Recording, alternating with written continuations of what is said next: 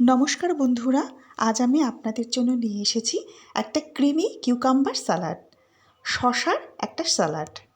চলুন দেখি কি কি লাগবে। একটা শশা নেব ছোট সাইজের দুটো পেঁয়াজ আর খুব সামান্য ধনেপাতা। এবার এগুলো কেটে নিই। আর সাথে নিয়েছি একটু পাতিলেবু। এবার নেব জল ঝরানো টক দই 2 চামচ। দইটার মধ্যে জল থাকলে হবে না, জলটা একটু ঝরিয়ে নেবেন। আর নেব 1.5 চামচ মেয়োনিজ। এটা ভেজ মেয়োনিজ, 1.5 চামচই লাগবে। আর নেব 1/2 চামচ গোলমরিচের গুঁড়ো। এবার এই তিনটে খুব ভালো করে মিশিয়ে নেব। যারা আমার ভিডিও দেখছেন তাদেরকে অসংখ্য ধন্যবাদ। এখনও পর্যন্ত যারা লগ্নস কিচেন সাবস্ক্রাইব করেননি, আমি অনুরোধ করব লগ্নস কিচেন সাবস্ক্রাইব করার জন্য। এবার এর মধ্যে দিয়ে দেবো 1 চামচ মতো পাতিলেবুর রস। আবার ভালো করে মিশিয়ে নেব।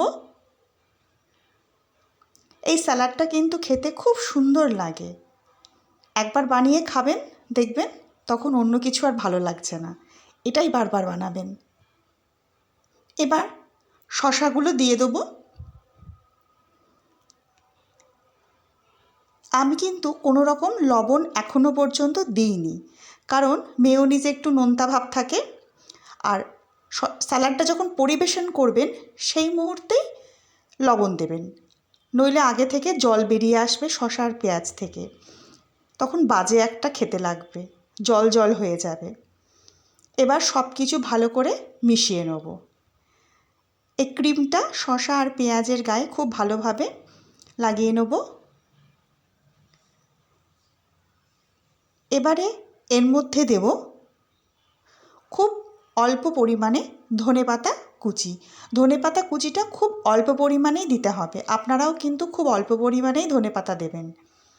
ধনেপাতা বেশি হয়ে গেলে একদম খেতে ভালো লাগবে না। আর একবার মিশিয়ে নেব। এবার পরিবেশনের আগে আর একটু ধনেপাতা ছড়িয়ে দেবেন। আর এখন দেব লবণ, পরিমাণ মতো লবণ ছড়িয়ে দেবো ওপর থেকে। আর একটু বেশি করে দেবো গোলমরিচের গুঁড়ো। Ready creamy cucumber salad.